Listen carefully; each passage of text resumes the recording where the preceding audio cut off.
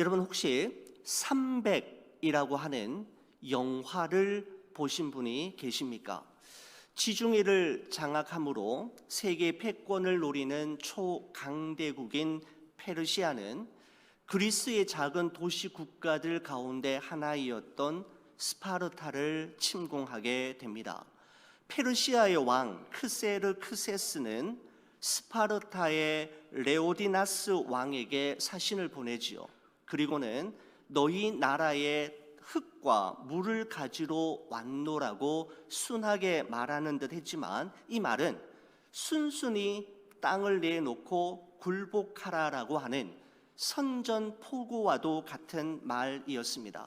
이를 도저히 받아들일 수 없었던 스파르타의 레오디나스 왕은 기원전 480년경 300명의 전사들을 이끌고 테르모필레라고 하는 협곡에서 페르시아의 100만 대군과 더불어서 조국의 명운을 건 큰 전쟁을 치르게 되는데, 바로 이 전쟁이 전쟁 역사상 가장 치열했던 전쟁으로 일컬어지는 테르모필레라고 하는 유명한 전투입니다. 바로 이 역사적 사실을 근거로 해서 300이라고 하는 영화가 만들어졌는데, 여러분 정말 한번 꼭 보시면 좋겠습니다. 대단한 액션 영화입니다.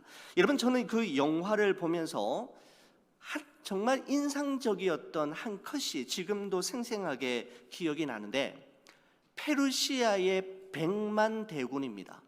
100만 명의 대군이 일제히 하늘을 향해 화살을 쏘아 올리는데, 그 화살이 얼마나 많았는지 한낮에 태양이 가려질 정도로, 어두워질 정도로 하늘이 화살로 빽빽하게 뒤덮여지게 되는 것이죠. 100만 개의 화살이 하늘로 올라갔다가 그 100만 개의 화살이 스파르타의 300 용사들의 머리 위로 소낙비처럼 떨어지는데, 여러분, 우리 LA 지역의 한 여름 밤에 갑자기 쏟아지는 열대성 폭우처럼 그 화살들이 그 스파르타 300 용사들의 머리 위에, 방패 위로 떨어지게 됩니다. 여러분, 그런데 그 100만 개의 화살들을 300명의 용사들이 다 막아냅니다.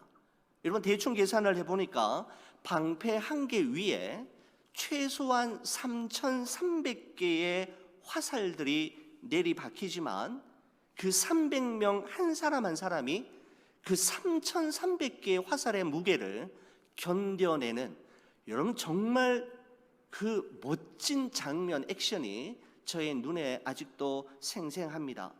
반전의 기미가 전혀 보이지 않는 자명한 패배의 시나리오 앞에서 레오디나스라고 하는 왕이 이끄는 스파르타의 300 용사들은 전쟁사에 유례없는 연승의 행군을 이어가지만, 결정적인 순간에 한 내부자의 밀고와 배신으로 인해 그 300명의 전사들은 모두 다 무참하게 전사하고 말지요.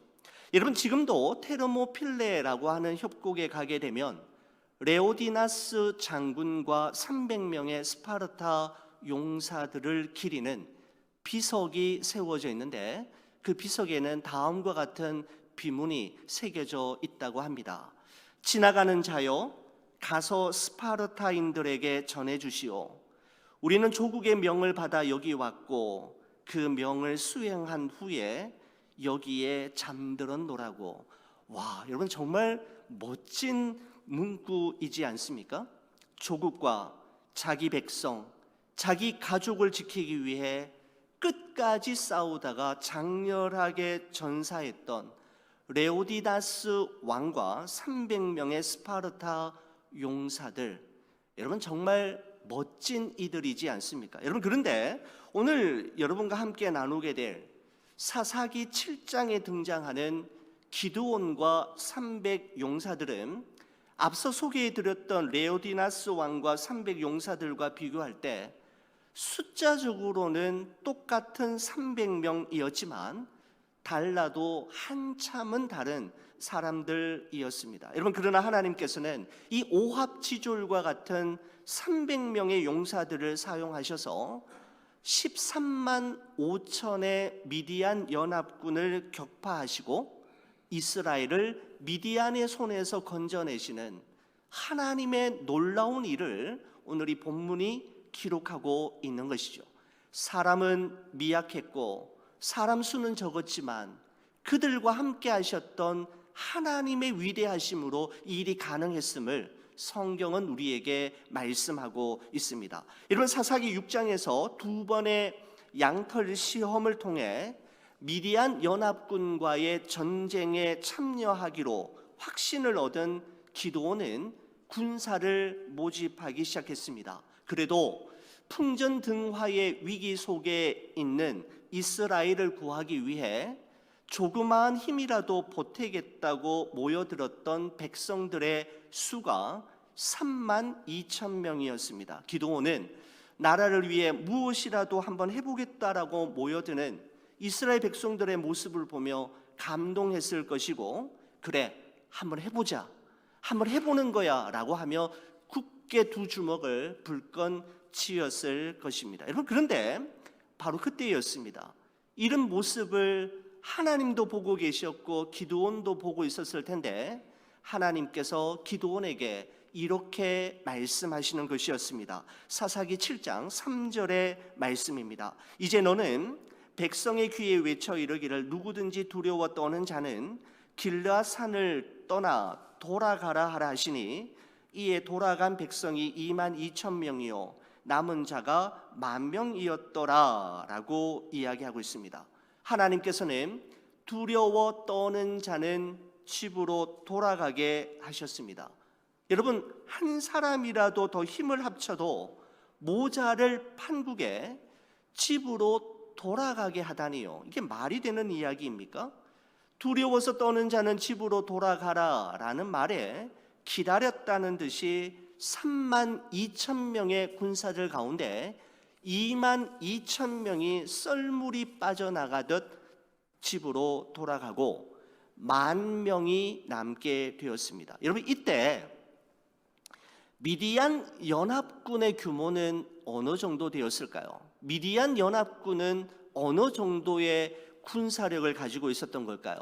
여러분, 12절 말씀 한번 보시겠습니까? 이렇게 기록합니다. 미디안과 아말렉과 동방의 모든 사람들이 골짜기에 누웠는데 메뚜기의 많은 수와 같고 그들의 낙타의 수가 많아 해변의 모래가 많음 같은지라 라고 말씀하고 있습니다. 미디안 연합군의 수는 메뚜기 떼처럼 많았고 전쟁을 수행하는데 요긴하게 사용되는 낙타의 수가 해변의 모래알처럼 많았는데, 여러분, 구체적으로 얼마나 많았던 걸까요?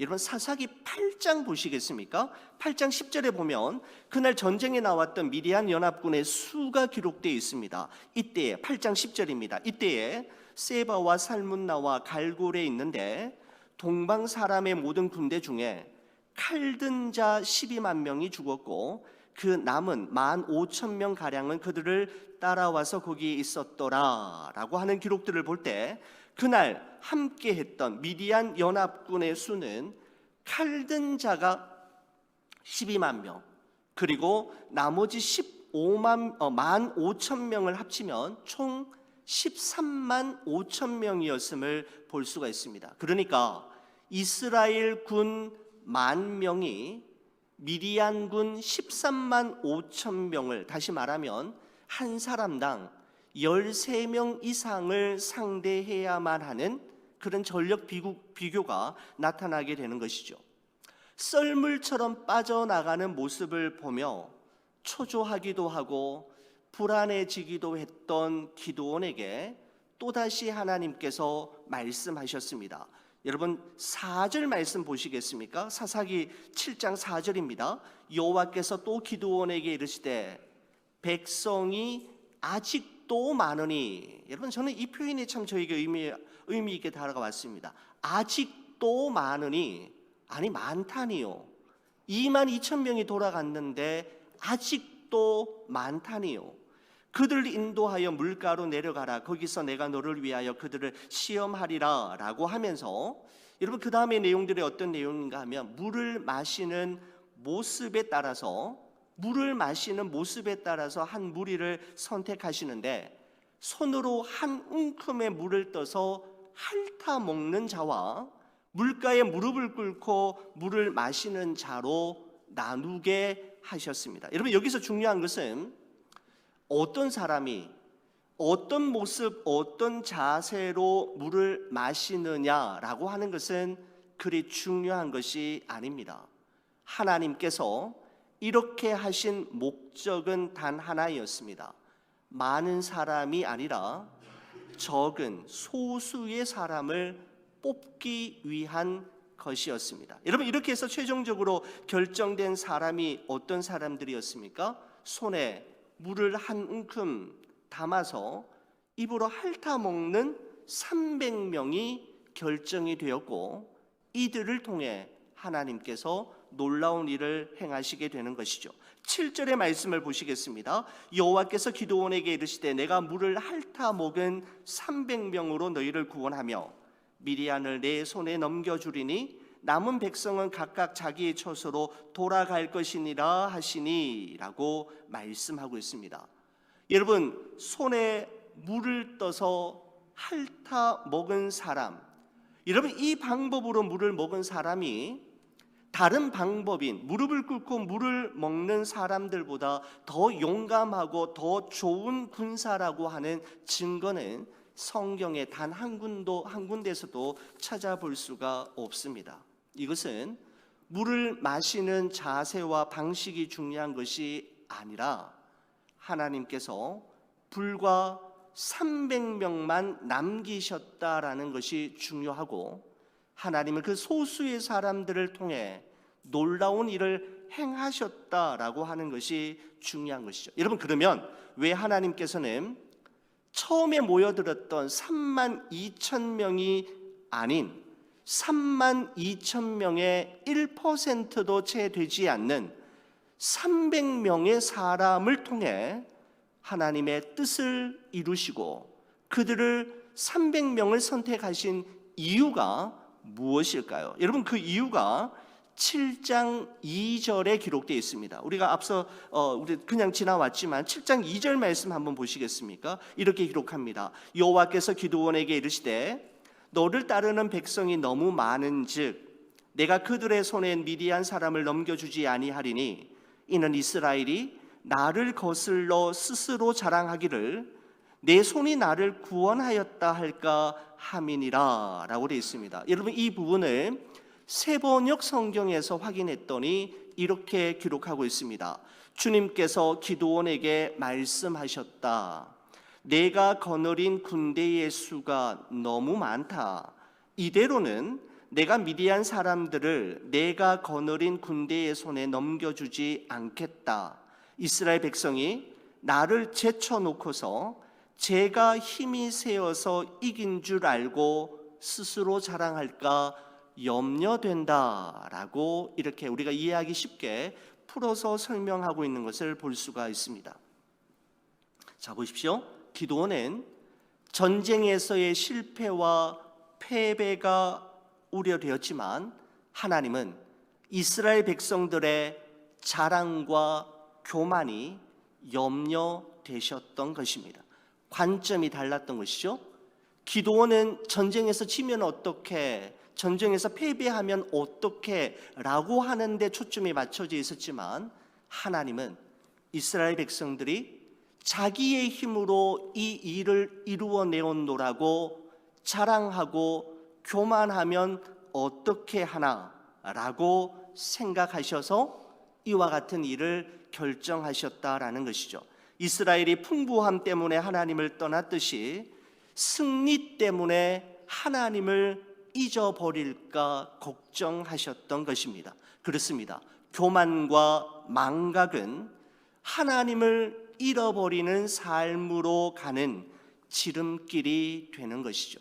그래서 하나님께서는 오직 하나님 한 분만을 의지하고 오직 하나님 한 분만이 보일 때까지 그들을 줄이고 또 줄이셨고 그들로 하여금 비우고 또 비우게 하셨던 것입니다. 그래야 그들이 승리했을 때 오늘의 이 승리가 자기들의 힘이 아닌 오직 하나님의 능력으로 이루어진 줄을 확실히 알 수 있기 때문임을 하나님은 너무나도 잘 아셨던 것이죠. 여러분, 사도 바울은 고린도전서 1장 28절 29절에 이렇게 고백한 적이 있습니다. 여러분, 이 말씀 저와 함께 같이 한번 읽어주시겠습니까? 같이 봅니다. 하나님께서 세상의 천한 것들과 멸시받는 것들과 없는 것들을 택하사 있는 것들을 폐하려 하시나니 이는, 그 이유는 그 말이죠, 아무 육체라도 하나님 앞에서 자랑하지 못하게 하려 하심이라 라고 말씀하고 있습니다. 여러분, 고린도 후서 1장에도 이런 말씀이 있습니다. 고린도 후서 1장의 말씀을 보시면 이 말씀도 저와 함께 같이 한번 읽겠습니다. 형제들아, 우리가 아시아에서 당한 환난을 너희가 모르기를 원하지 아니하노니 힘에 겹도록 심한 고난을 당하여 살 소망까지 끊어지고 우리는 우리 자신이 사형 선고를 받은 줄 알았으니 이는, 그렇게 하신 이유는 우리로 자기를 의지하지 말고 오직 죽은 자를 다시 살리시는 하나님만 의지하게 하심이라 라고 말씀하고 있습니다. 고린도전서 1장과 고린도후서 1장에 보면 동일하게 이는 그렇게 하시는 분명한 하나님의 의도와 목적이 있다라는 것이죠. 그냥 행하시는 일이 없다라는 것입니다. 반드시 그렇게 하시는 이유와 이렇게 하시는 목적이 있는데, 그것은 자기를 자랑하거나 자기를 의지하지 않고 오직 하나님만을 의지하도록 하시기 위함임을 사도 바울은 깨달았던 것입니다. 그렇습니다. 우리는 실패와 패배를 우려하지만 우리 하나님은 우리가 교만하고 자만해질까 봐 걱정하십니다. 그래서 우리를 낮추시고 줄이시고 내려놓게 하시고 더 내려놓게 하시는 것이죠. 여러분, 하나님은 기드온이 이끄는 군대의 수를 32,000명에서 300명으로 1%도 채 되지 않게 만드신 후에 그날 밤 기드온에게 다시금 말씀하셨습니다. 7장 9절의 말씀을 보시겠습니다. 그 밤에 여호와께서 기드온에게 이르시되 일어나 진영으로 내려가라. 여러분, 여기서 진영으로 내려가라라는 것은 미디안 연합군이 주둔하고 있는 그 진영으로 내려가라, 내가 그것을 내 손에 넘겨주었느니라 라고 말씀하고 있습니다. 그 당시 기드온은 현저히 줄어든 군사의 수 때문에 하나님의 약속을 들었고 하나님의 약속을 가지고는 있었지만 두려워하여 주저하며 진군하기를 주저하고 있었는데, 바로 그날 밤 기드온의 마음을 아시는 하나님께서는 기드온을 미디안 연합군의 진영으로 보내셔서 한 번 더 승리에 대한 확신을 주시는 작업을 하시게 됩니다. 여러분, 한밤중에 미디안 진영으로 들어간 기드온은 우연하게 한 적군 병사가 친구 병사에게 자신이 지난밤 꾼 꿈 이야기를 하는 것을 엿듣게 되었는데, 기드온이 들은 꿈 이야기는 간단한 것이었습니다. 바짝 마른 보리떡 한 덩어리가 미디안 진영 속으로 굴러 들어오더니 장막을 완전히 무너뜨려 버렸다라고 하는 것이었습니다. 이 꿈 이야기를 듣고 있던 다른 친구 병사가 꿈 해몽하기를 그 보리떡 한 덩어리는 기드온을 이야기하는 것이고 그 보리떡 한 덩어리가 우리 미디안 진영으로 들어와서 장막을 무너뜨렸다라고 하는 것은 하나님께 붙들림 받은 기드온이 바로 우리 미디안 연합군을 진멸하게 될 것임을 말하고 있는 꿈이었습니다. 바로 이 미디안 병사의 꿈 이야기를 통해 기드온은 승리에 대한 확신과 믿음을 다시 얻게 되었고 300명의 용사를 이끌고 이제 본격적으로 전쟁에 참전하게 되는 것이죠. 여러분, 그런데 이러한 표징, 그러니까 적군 병사가 꾼 꿈을 통해서 하나님께서 주시는 그 어떤 확신과 믿음은 기드온이 하나님께 먼저 구한 것이 아니었지 않습니까? 하나님께서는 기드온이 구하지 않아도, 그 증거를 구하지 않았어도 기드온의 마음을 아시고 주저하고 있고 두려워하고 있고 힘들어하고 있는 기드온에게 확신을 주시기 위해 그날 밤 미디안 연합군 진영으로 들어가게 하시고 그들끼리 나누는 꿈 이야기를 통해 이 전쟁은 하나님께서 반드시 이기게 하실 거라는 확신을 얻게 되었던 것이죠. 여러분, 그렇습니다. 우리에게 필요하다고 생각하시면, 그리고 우리가 그분의 말씀에 순종하고 따르겠다라고 마음을 먹으면 하나님은 우리에게 필요한 것을 가르쳐 주시고 여러 가지 방법과 채널을 통해 당신의 뜻을 가르쳐 주신다라는 것을 우리가 알 수 있는 것이죠. 양털 시험을 하나님께 구하지 않아도 우리에게 필요하다면 우리가 그 말씀을 따라 순종하겠다라고 결단을 하면 하나님은 전혀 뜻밖의 방법으로 당신의 뜻을 말씀해 주시는 것을 볼 수가 있습니다. 여러분, 기드온의 눈에 보인 것은 300명의 이스라엘 군사와 그리고 메뚜기 떼처럼 많고 해변의 모래알처럼 많은 미디안 군사들이었지만 그의 귀에 들린 것은 하나님께서 이 전쟁에서 승리케 하시겠다라고 하는 약속의 말씀이었고 너와 함께 있겠다라고 하는 약속이었습니다. 기드온은 눈에 보이는 대로 반응할 것인가, 아니면 귀에 들려주시는 말씀을 따를 것인가 라고 하는 기로에서 하나님이 들려주셨던 약속의 말씀을 붙들고 나아가기로 결정하게 되었던 것이죠. 바로 이 결정이 미디안 연합군 13만 5천 명을 기드온 용사 300명이 대파하는 놀라운 전과를 기록하게 만들었고 450대 1이라고 하는 말도 안 되는 전쟁에서 당당히 승리를 창출하게 하는 원동력이 되었던 것입니다.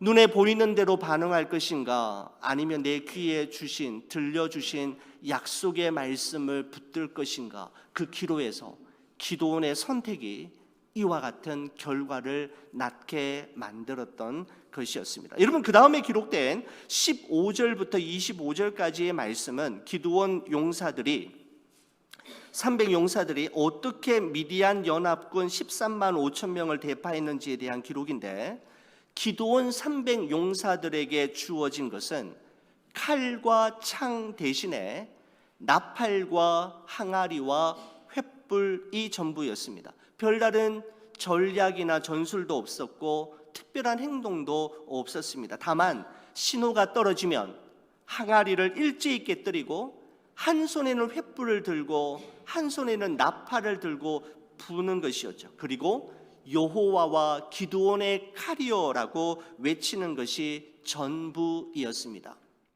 무기치고는 너무나 엉뚱한 무기이었고 작전치고는 너무나도 황당한 작전이었지만 그 무기와 작전 배후에 하나님이 기드온과 그의 300용사와 함께 하셨기 때문에 그들은 예상치 못했던 놀라운 결과를 보게 되었습니다. 여러분, 칼과 창이 아닌 나팔과 항아리 그리고 횃불을 들었을 때 어떤 일이 일어났습니까? 여러분, 오늘 7장 22절의 말씀을 보시면 이렇게 기록합니다. 300명이 나팔을 불 때에 여호와께서 그 온 진영에서 친구끼리 칼로 치게 하심으로 적군이 도망하여 스레라의 벳시다에 이르고 또 답밭에 가까운 아벨 무홀라의 경계에 이르렀으며 라고 말씀합니다. 여러분, 거기 보시면은 300명이 나팔을 불 때에 여호와께서 라고 하면서 오늘의 이 놀라운 승리가 기드온의 탁월한 전술이나 이스라엘 300용사들의 용맹스러움이 이루어낸 승리가 아니라 오직 하나님께서 이루어 주신 승리이었음을 성경은 우리에게 분명하게 말씀하고 있는 것이죠. 바로 이렇게 그들은 놀라운 하나님의 역사에 동참하게 되었던 것입니다. 여러분, 사사 우리 기드온 이야기를 마무리하면서 제가 어느 책에서 보았던 한 구절이 생각이 났습니다. 이런 구절이었습니다. 우리 하나님은 하나님을 99% 신뢰하는 100명이 아니라 하나님을 100% 신뢰하는 한 사람을 통해 오늘도 역사하신다라고 하는 이 표현이 말씀을 준비하다 다시금 생각이 났습니다. 다시 한번 보십시오. 우리 하나님은 하나님을 99% 신뢰하는 100명이 아니라 하나님을 100% 온전히 신뢰하는 한 사람을 통해 오늘도 역사하신다. 여러분, 이 말은 하나님은 많은 사람 다수는 싫어하시고 소수를 좋아하시고 소수 정예만을 원하신다라는 의미가 아니지요. 하나님의 역사하심은 사람의 수가 많고 적음에 달려있지 않다라는 것입니다. 또한 우리 하나님은 그 사람이 얼마나 잘났는지, 그 사람이 얼마나 똑똑한지, 그 사람이 가지고 있는 능력과 힘이 얼마나 대단한지에 따라 제한을 받으시는 분이 결단코 아님을 말씀하는 것입니다. 중요한 것은, 관건은 이 눈에 아무 증거 아니 보여도, 이 귀에 아무 소리 아니 들려도 하나님 한 분만을 100% 바라보고 온전히 신뢰하는 믿음을 가진 자, 그럼에도 불구하고 그리 아니하실지라도 묵묵히 하나님 한 분 바라보며 나아가는 그 사람을 통해 하나님은 역사를 이루어 오셨고 지금도 이루어 가시며 이루어 가실 것임을 말씀하고 있는 표현입니다.